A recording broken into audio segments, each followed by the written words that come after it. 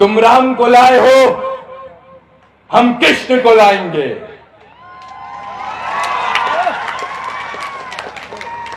तुम राम को लाए थे, हम कृष्ण को लाएंगे।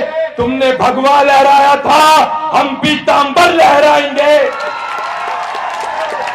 और इस बार अपने युवा साथियों संग मिल फिर से नारायणी सेना बनवाएंगे। और इस बार नारायणी सेना का नाम होगा अहिर रेजिमेंट। निसंदेह हमारा प्रधानमंत्री भी बनेगा। और रही बात अहिर रेजिमेंट की, ये समाज का एक छोटा सा मुद्दा है। ये समाज का छोटा सा मुद्दा है। We are one of the largest community of India, approximately 26 crore. 26 crore हम हैं। उसके बावजूद हम लोग अपने हक अधिकारों से वंचित हैं। इसका मुख्य कारण यही है कि हम लोग संगठित नहीं हैं। और मैं अपने युवा साथियों से कहना चाहूंगा, 65% of the total population is below the age of 35। 65% आबादी इस देश में 35 वर्ष से कम आयु के नौजवानों की है। And 50% of the total population is below the age of 25। 25 वर्ष से कम आयु के नौजवानों की संख्या इस देश में 50% है। तो ये संगम है युवाओं का, रुख बदलेंगे हवाओं का।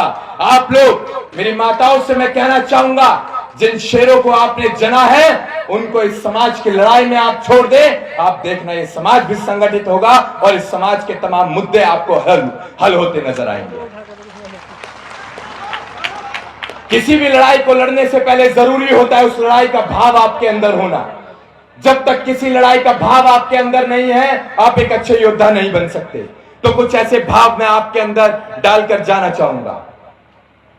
ये लड़ाई है उन माताओं की जिन माताओं ने अपने चिराग खो दिए।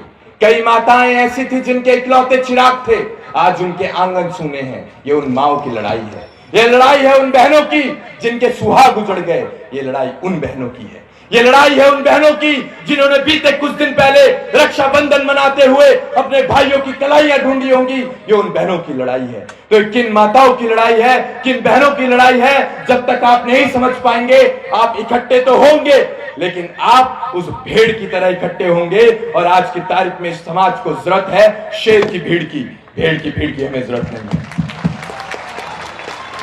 हमने कहा था निकला ये बेटा, आपके समाज का ये बेटा आपके बीच ऐसे ही दहाड़ता आपको नजर आएगा।